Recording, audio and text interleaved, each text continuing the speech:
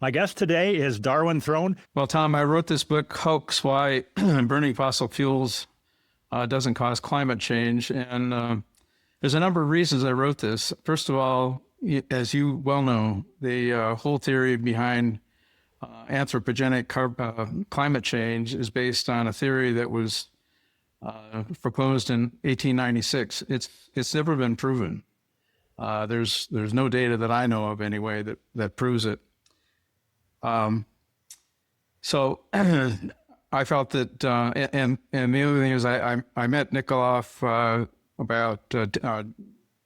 Ned Nikola about 2.5 years ago, and their model of climate change, of course, is totally different, and it needs promotion because they're the only ones that have a model that actually is proven with data from the Sirius satellite.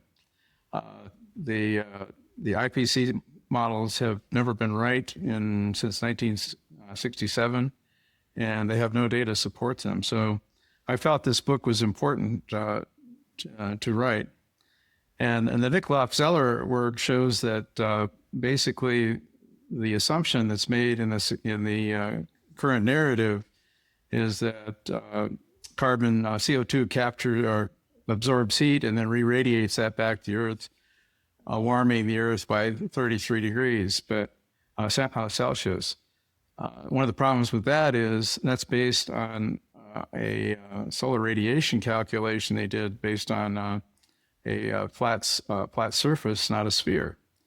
And so they come up with a much higher warming of the Earth due to solar radiation, and consequently they come up with an imputed, this is not proven, an imputed 33 degrees C. Well, Nikola and Zeller's work shows that basically the heating from solar radiation is much, much lower, and consequently the heating of the Earth, according to their model, is based on atmospheric pressure, and that's 90 degrees C. And so anyway, that's one of the main reasons I wrote the book.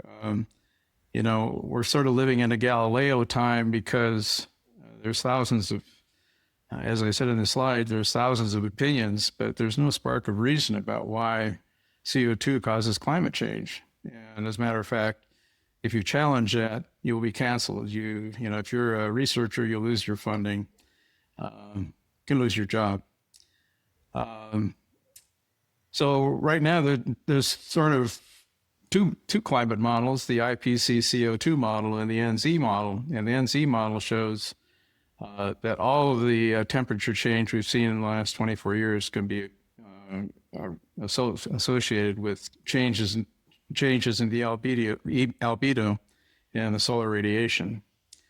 The other point that is argued is the CO2 model violates the first and second laws of thermodynamics, namely that you can't create energy. You have to conserve energy, and their model basically creates energy. And the second is that the CO2 layer of CO2 that some people claim basically radiates heat back to the Earth, but you can't radiate heat from a colder body to a warmer body, and so that violates the second law of thermodynamics. So another reason I wrote the book is the IPCC has falsified data. They basically took Sirius satellite data, 24 years of it, inverted the albedo term so that basically the amount of solar radiation reaching the Earth over the last 24 years has been increasing rather than decreasing. And of course, that causes cooling, not warming, and consequently they created room for CO2 to be the warming factor in any climate change. And as I was mentioned earlier, the solar heating is about 198 degrees Kelvin because the Earth's a sphere, not a flat surface. So it's not 255 degrees. And consequently, the atmospheric pressure raises the Earth's temperature 90 degrees Kelvin, not 33 degrees Kelvin or 33 degrees centigrade. So there's really three components to this model. The relative atmospheric thermal enhancement, which is basically the atmospheric pressure, and the solar radiation we get from the sun, and the albedo, which is basically how much, a measurement of how much is reflected, and that changes over time as the global cloud cover changes, and we know that changes. So one point I would talk about in the book is that the albedo may be dependent on sun magnetic field changes. That's work done by Henrik Svensmark in Denmark, and I think of what I've seen in the various discussions is it's really the only proposal that actually proposes a way that our climate can be changing over time. Richard Feynman, won the Nobel Prize in 1967, I believe it was. And he was probably one of the best minds in the 20th century. And he has many, many quotes, but this one I like because he says, you can always recognize truth by its beauty and simplicity. And what I say about that is the IPCC models are anything but simple. They're very complex. You need supercomputers to run them. And basically, the way the IPCC gets their proposal or their projections is they basically kind of match up what the models show in the past, and then they extrapolate that going forward. And as we see, those extrapolations are wildly off. Politics, probably everybody remembers Al Gore's Inconvenient Truth movie, which is basically strictly a political movie. The science in that movie is really terrible. And the other thing is that's attracted people's attention back in, I guess it was the early 60s, was the probes to Venus that showed that Venus was a very, very hot planet, and its atmosphere is 96% CO2. And so the conclusion was that basically CO2 was causing that climate to be so hot. But the fact of the matter is it's heavy, and it's basically atmospheric pressure, as we'll discuss later, and that's why Venus is so hot. Another claim by the establishment is that the CO2 that's emitted from burning fossil fuels stays in the atmosphere for 10, 20, even 100 years, over 100 years. There's a lot of research that shows that the residency time of CO2 is maybe on the order of 4 to 5 years. As a matter of fact, there was one study that had, I think it was 9 or 10 different papers studying the residency time of CO2, and the average of those 8 or 9 papers was like 5 years. As shown on this Time magazine cover, we've had periods where it's been cool, and in the 70s there was a cooling, and this cover of Time magazine from 1977, has the title of "How We're Going to Survive the Coming Ice Age." So there's really nothing in the literature that shows that we understand climate change. A key element of the IPCC's model is this idea of the Earth's energy imbalance, and that comes about because it assumes that the long wave or infrared radiation that comes up from the Earth is absorbed by CO2, and that's re-radiated. But there's a difference between the amount that they measure. Well, actually, there's a difference between the amount of radiation that they measure coming up from the Earth and the amount going out the top of the atmosphere. And that difference is assumed to be radiation that is captured by CO2. The fact is that basically the heat dissipates as warm packets of air rise. And so there is no greenhouse gas capturing of this heat and re-radiating it to the Earth. As a matter of fact, Professor Will Happer makes a very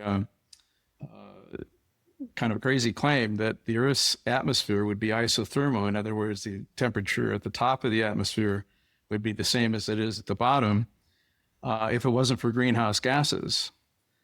Now, anybody that's a pilot knows that there's a thing called a lapse rate which means that the temperature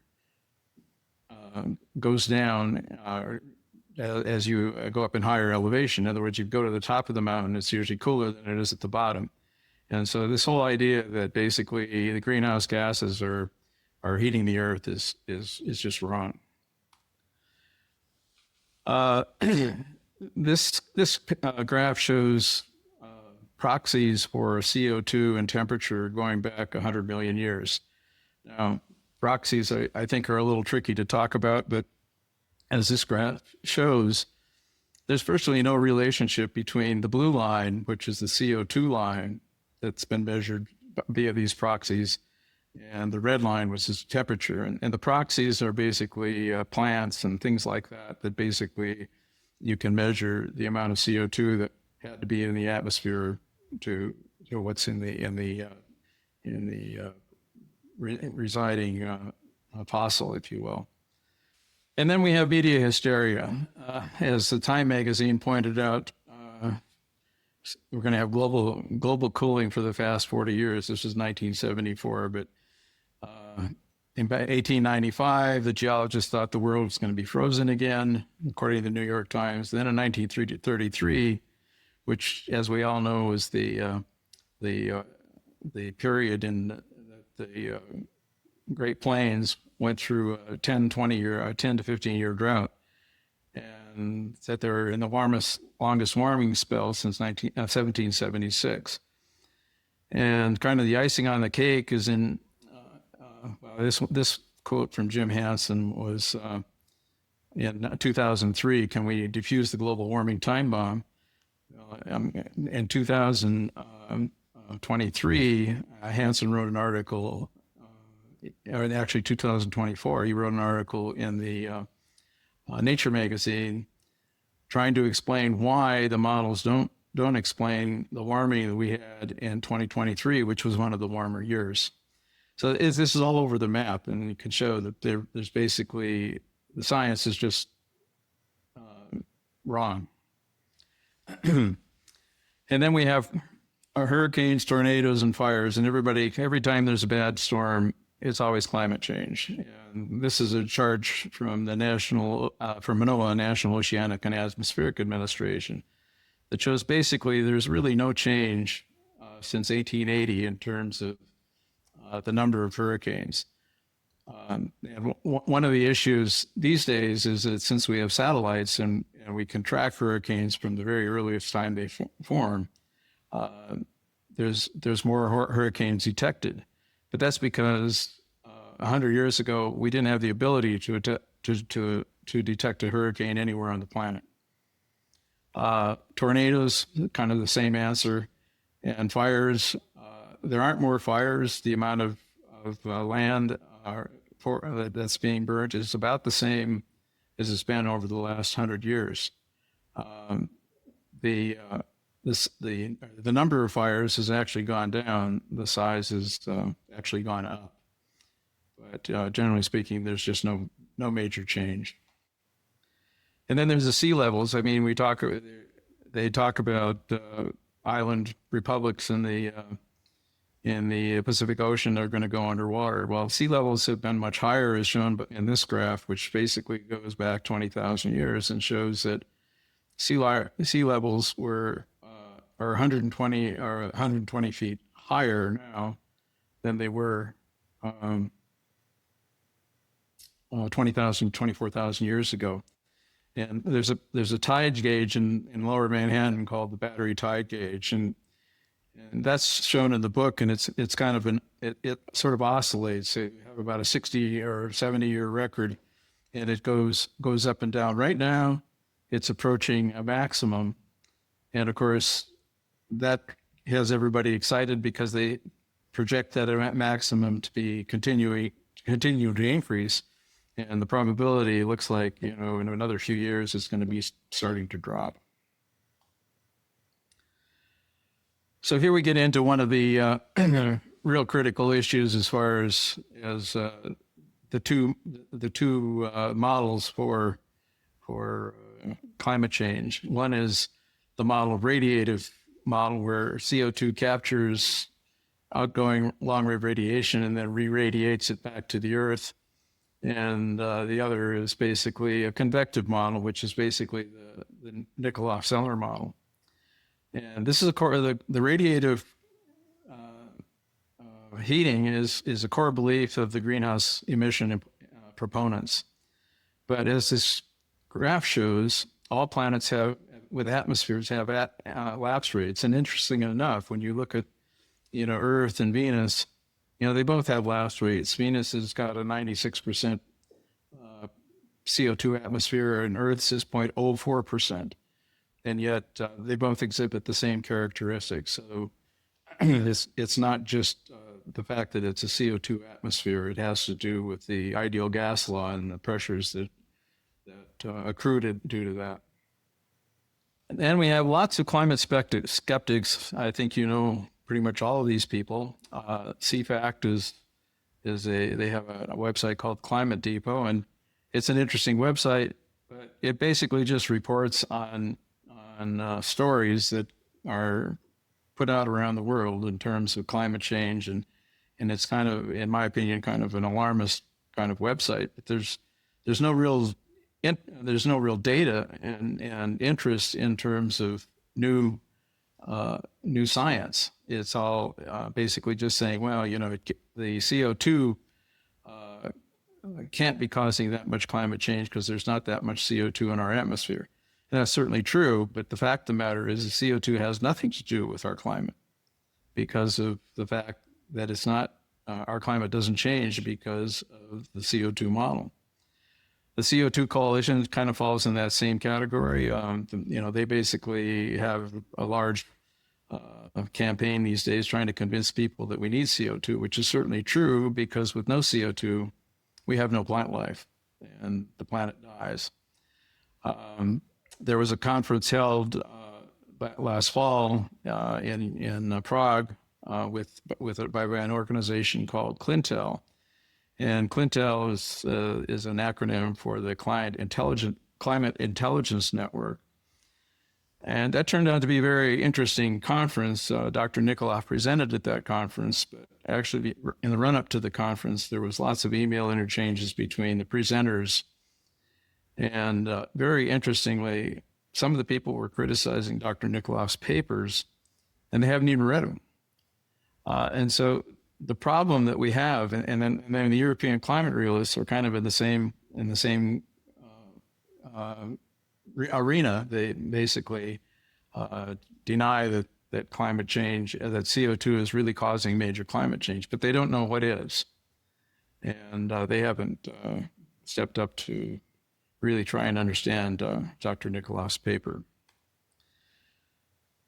So then we have the gorilla in the room, the UN International Panel on Climate Change, and they say human activities, principally through emissions of greenhouse gases, have unequivocally caused global warming. This was in their most recent 4,000-page assessment report number 6. This is a political organization. It has very little to do with science. 4,000 pages, there's something like 140 pages I call pseudoscience, because it's all basically graphs and claims based on computer models that they can't duplicate. It's really a wealth distribution organization because the whole thing is to get wealthy countries to put money up to stop climate change, as if we can do that, and basically to provide money to poorer countries that can't deal with it. As I mentioned, they falsified the Cirrus data, showing that, claiming that basically the albedo was increasing rather than decreasing, which basically flipped the heating due to solar radiation.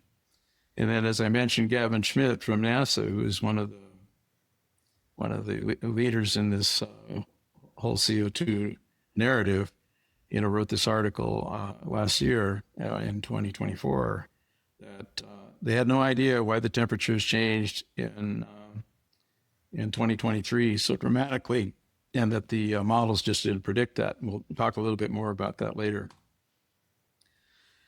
The one thing that amazes me is, my background is engineering and physics, and I did my my master's degree on cosmic ray radiation at the University of Minnesota. And I understand, one of the things you learn as a physicist, you learn about the ideal gas law.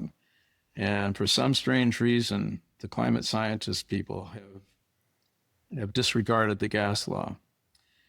And Professor Robert Holmes, who I believe you've interviewed, published a couple of papers a few years ago.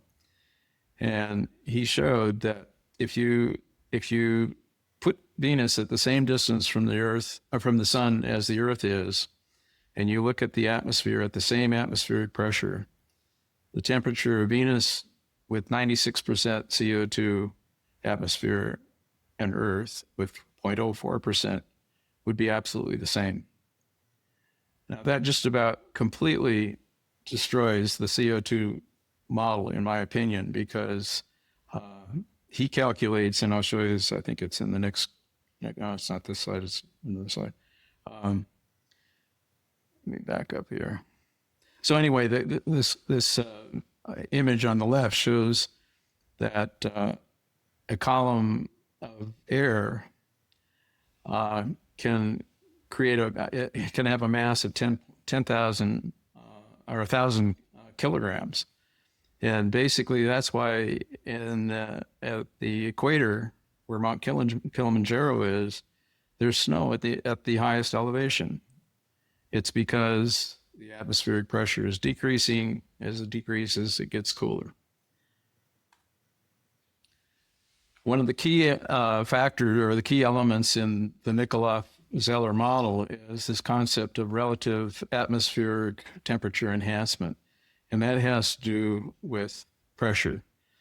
And they developed a formula based on satellite measurements that shows the relative increase in temperature due to atmospheric pressure for different planets. And so you can see on this graph, Earth has an enhancement of about 1.45. So that means the heating due to solar radiation is multiplied by a factor of 1.45. Then that comes out to be within a degree or less of what the actual temperature of the Earth is. Here's the graph I was going to talk to you about. This is where Professor Holmes calculated the temperature of a number of different planetary bodies just using the molar form of the ideal gas law. And so you can see on Venus, he can calculate by measuring the atmospheric density, knowing the molar mass and the pressure. He can calculate the temperature on Venus to within about 1/10 of a degree, 3/10 of a degree. Same with Earth, and so on and so forth. And this is it has nothing to do with the composition of the gas, because as I mentioned, Venus's atmosphere is 96% CO2. So I mentioned this earlier. This is the flat disk problem, and basically the mistake is, and I have no idea why this happened, but it's happened because they claim that the enhancement due to atmospheric pressure is 33 degrees Kelvin, and what Nikola and Zeller showed is that if you actually solve the Stefan-Boltzmann radiation law properly for a sphere, the atmosphere raises the Earth's temperature, has to raise the Earth's temperature by 90 degrees because the solar radiation only raises at about 198 degrees. And that's because as you go to the edge of the sphere, the amount of radiation that the Earth absorbs falls off to where it's zero at the edge. So the Nikola and Zeller model basically states that, the Earth's temperature over decadal timescale, in other words, over tens of years, 1,000 years, 2,000 years, is controlled by atmospheric pressure, and the albedo, which is basically controlled by the cloud cover of the Earth, which affects the amount of solar radiation absorbed by the Earth. So the temperature is a function of pressure, solar radiance, and albedo. To my knowledge, there's absolutely no formula that exists on the other side of this discussion for CO2. You can't write an equation that says the temperature of the Earth is equal to a function of the concentration of CO2. There's graphs, but they're all computer generated. Yeah, okay. This graph talks about the enhancement due to temperature, and as I mentioned, the Earth on this graph shows up at about a 1.45 relative ATA. So you take 198 degrees, multiply it times 1.45, and you come up with 287 degrees Kelvin. The nominal temperature of the Earth is about 288 degrees Kelvin, or 15 degrees centigrade. Solar radiation is the main driver of our climate. And one of the things, there's a website in Norway that has a presentation up there talking about AI and how what AI comes up with when you ask it about climate change. And strangely enough, it comes up and says that the Nikola-Zeller model is only based on atmospheric pressure. And then they make the argument, well, you can't heat the Earth with just atmospheric pressure. You need some external heat from solar. And so AI totally misrepresents what's going on in the climate change discussion. And I've looked at several of these, and GPT and several others. They make the same kind of mistakes. And the reason for that, and the reason I'm talking about this, is because we have a tendency in our society to basically, when the experts say something, we agree, we believe it. We can build supercomputers. Why can't we change the climate? And AI can only take what's out in the literature and try and analyze that.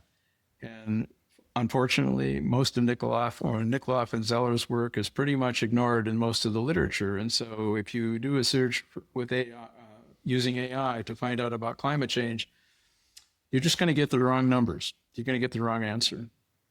So anyway, NZ, Nikola Zeller solved the Stefan-Boltzmann equation for a sphere. And the solar warming is constantly enhanced by the rate factor, which makes our temperature 288 degrees Kelvin. Excuse me. Just to review an albedo. Albedo is a measure of the amount of solar radiation that is reflected by the global cloud cover. And so it goes between 0, which is no reflection, and 1, which is 100%. And for Earth, the albedo is about 30%. So 30% of the energy that's coming from the sun is reflected on a global basis. So these two charts are really the conclusion of all the work that Nikola and Zeller have done over the last 14 or so years. The one on the left talks about, shows how the albedo has changed from 2000 to 2024 on the far right side. So it's gone, and this is just the anomaly. It's basically measuring the difference from the norm, in other words, the average. And so it's gone from plus 0.2% down to minus 0.5%, which means that it shows up here in the upper right-hand corner that the linear trend is dropping about 0.236% per decade. The graph on the right shows the calculation of what the temperature should be for the drop in albedo. And you'll notice that it starts at -1 and goes up to about, I think it's up to 1.5%. And there's a real peak in 2023, which was a year of one of the hottest years in recent times. And that's shown in this curve. This shows the modeled temperature based on series albedo and total solar incidence data, which is the brown curve. And the red curve is the average of 6 different data sets, including the Huntsville data set, the data set from the UK. Anyway, they used 6 different data sets and calculated this red curve over 24 years. And there's an R squared on there, which says equal to 0.83. And R squared is a correlation coefficient, which basically, if R squared is equal 1, it means that there's 100% correlation. In other words, there's exact correlation between two parameters. Well, this one is R squared is equal to 0.83. That's a very high correlation. The next slide, there are people that basically are claiming, oh no, it's not the albedo, it's the total solar incidence, and that's changing and that's varying. Well, using the NZ model and the data from the Sirius satellites, what they showed is I guess that would be a pink line, is the total solar incidence. In other words, the solar incidence coming into the Earth's over the last 24 years has barely changed. In other words, it's quite stable.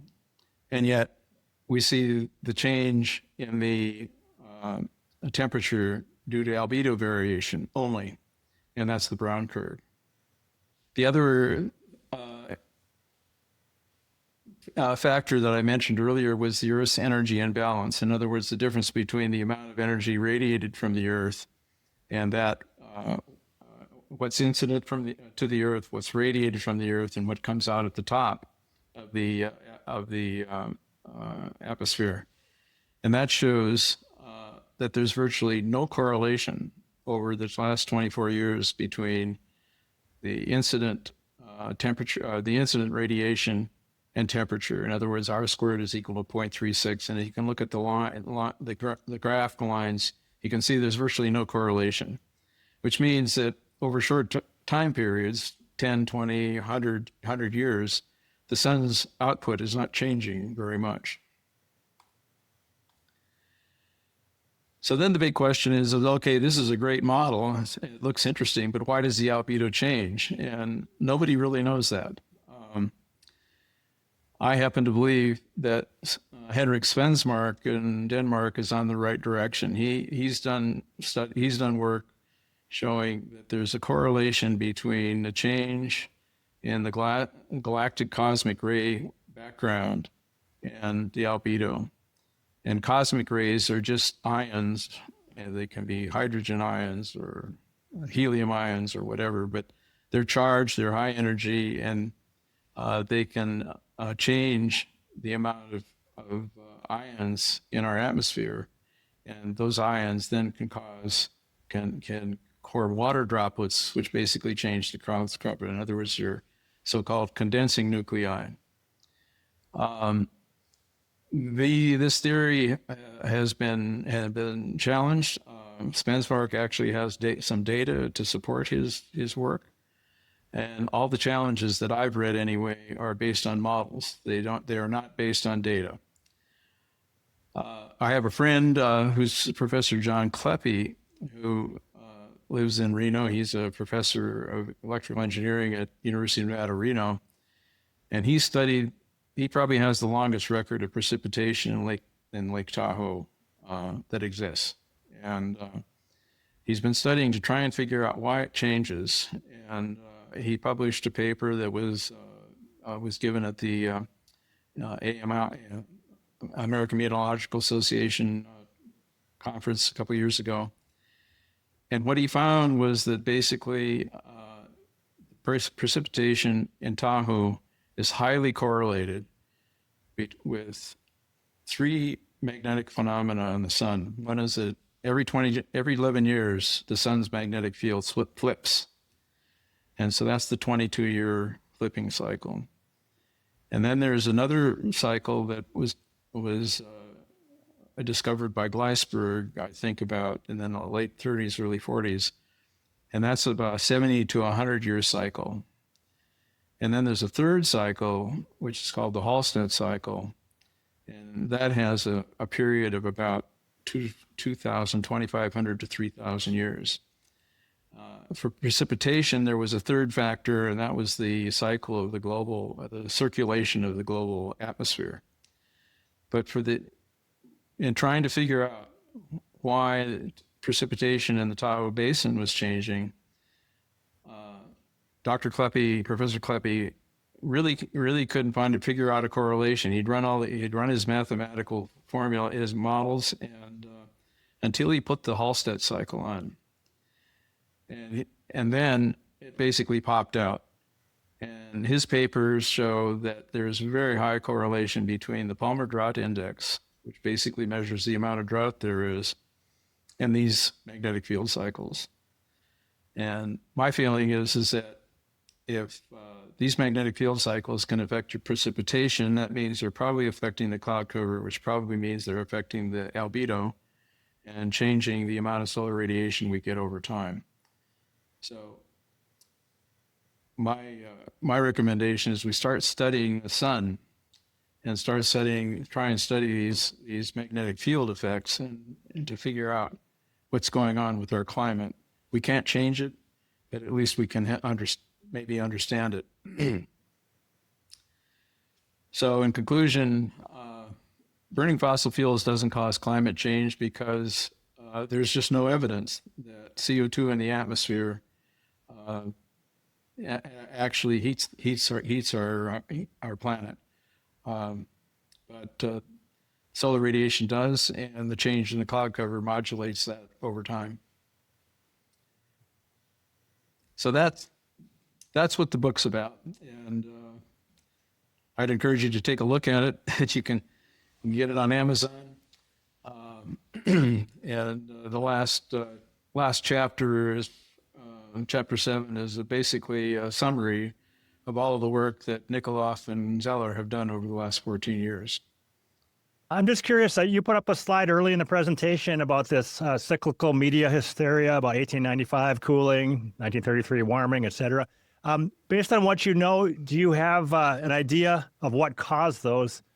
Like albedo changes did cause those? Good question. Well, let's see. In terms of the temperature one, I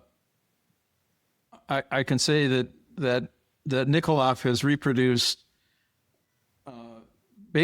what he's done is he's basically in one of his papers, they basically reproduced the temperature record going back to the Industrial Revolution.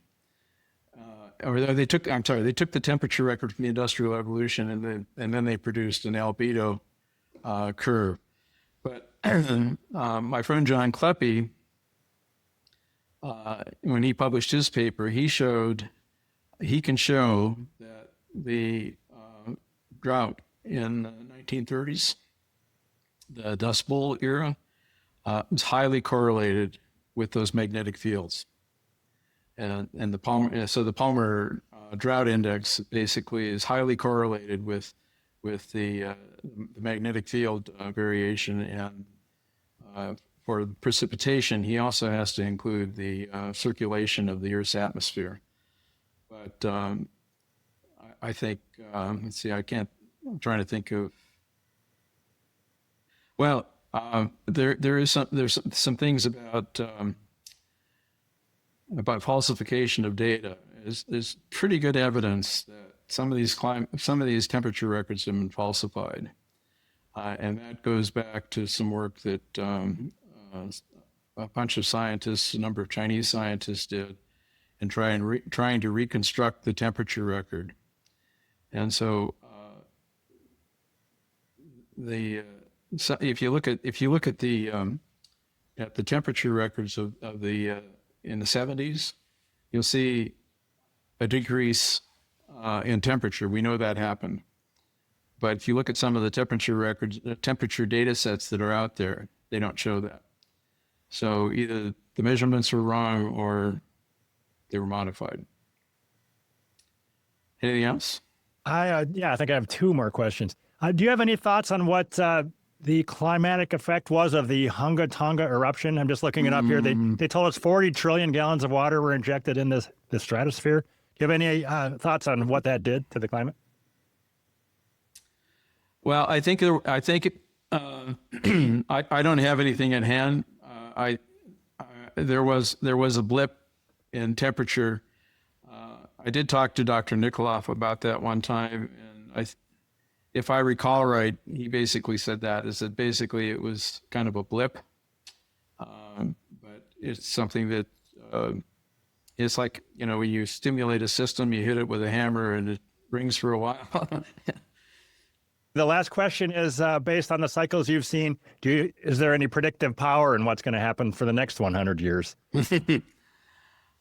I can't speak for Dr. Nikola's model because we haven't discussed that.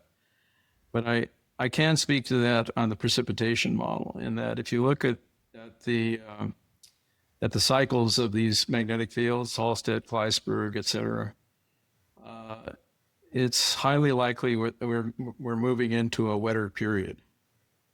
Now, if we're going to move into a wetter period, that probably means we're going to move into a cooler period too. But I can't say that for sure. But what I can say is that I guess it was 3 years ago we had major drought in California, and the last 2 or 3 years have been above average. So if that's any indication, we're probably heading more into a wetter period than what we've had, and that probably means it's going to be cooler. It's certainly, I'll tell you one thing, you live in California.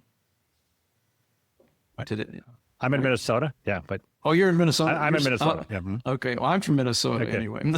Okay. But anyway, what I can tell you is this May, I've lived up in the El Dorado foothills, the Sierra foothills for 14 years. And this past spring has been the coolest spring we've had in 14 years. So, baby. Okay. So, yeah, I'm enjoying your book. I have it up on the Kindle app right here, your hoax book. So people can buy that on Kindle. Any other points to make before we finish up here? Well, in general, I think one of the problems we've fallen, one of the pitfalls we've had is that we're a very technological society, and we've done amazing things. I mean, we can build computers that 30 years ago nobody ever believed were possible. And so what I found in talking to people, especially technological people, is that, well, we can build these computers. Why can't we fix the climate? We can build cell phones that are, fit in our pocket, whereas 20 years ago, 30 years ago, 40 years ago, they were, big. Why can't we shrink the size of a power plant? And the problem is the physics is totally different. Because you can build a supercomputer doesn't mean you can fix the climate. And I think there's a real problem that we have, in the United States in particular. I think there's just been a decrease in the amount of science and engineering that we learn as we're growing up and going through our education. And so we make assumptions because the experts say something. And when you have a megaphone like the UN has, it's hard to defeat. So I would just urge people to read the book and be very cautious about what people are telling you about climate change, because as you just look at the news reports, and that just basically shows you they don't know. So and I think the best model on the market today is the Nikola Zeller market. And to me, as a physicist, or a former physicist, I should say, it just makes all the sense in the world that climate change is caused by the sun and atmospheric pressure. I would say one more thing. I believe, I don't know this for a fact, but I believe that Dr. Nikola is about to write, or is writing a paper explaining why the mastodons lived in Alaska. And the reason is because the atmospheric pressure was higher. And so the temperature was higher, and it flattens out between the equator and the North Pole. And so you wound up having basically a warm climate in the North Pole. I mean, we know that existed. There were mastodons that lived up there. And so these things change over time, and I think he's going to be writing a blockbuster paper about that. Wasn't there evidence that they were living up there like 6,000 or 5,000 years ago? Not that long ago? No, it's not that. Yeah, 5 to 10,000 years ago. Yeah. Yeah, exactly. Yeah, Okay. exactly. That's as I remember it. And well, we know that in biblical times, the Egyptians, Egypt was not always a sand dune. There was a very fertile area at one point in time, and so that would be about that time. About the time the pyramids were built, they're telling us, right? Yeah, exactly. Yeah. Okay. All right. I'll let you go, but thank you very much. This is really great information. We'll talk to you next time. All right. Thank you. Darwin Throne. Bye.